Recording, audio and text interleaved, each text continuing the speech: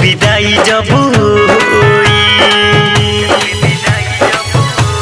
फुटी फुटी अखिया रोई जन के विदाई जब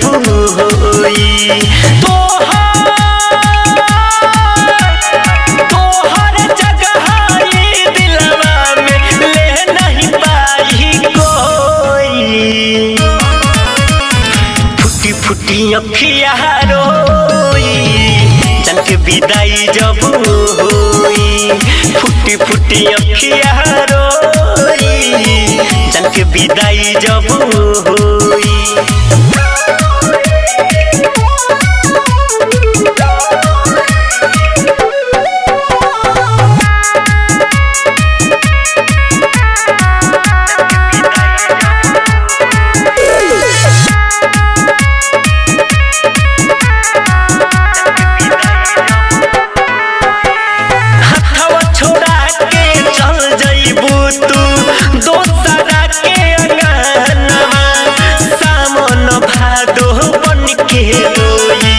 दोनों हमर नया नवा हथवा छोड़ा के चल जइबू तू दोसरा के अंगनवा सामन भादो बन के रोई दोनों हमर नया नवा। पागल बन के तोड़ दीवाना तोहर रहिया जोही। फुटी फुटी अखिया रोई जन के विदाई जब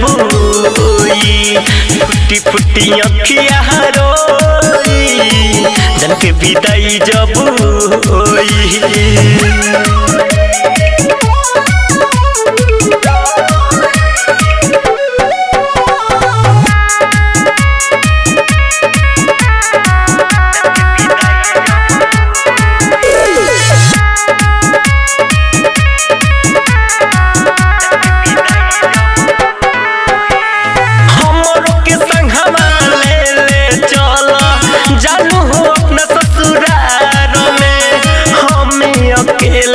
छोड़ देबू रह पगल के हाल में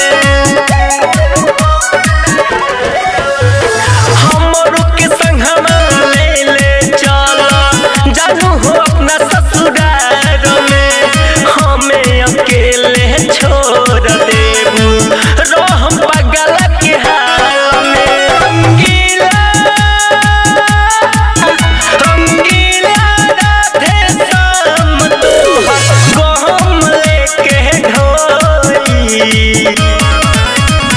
फुटी फुटी अखिया रोई जन के विदाई जब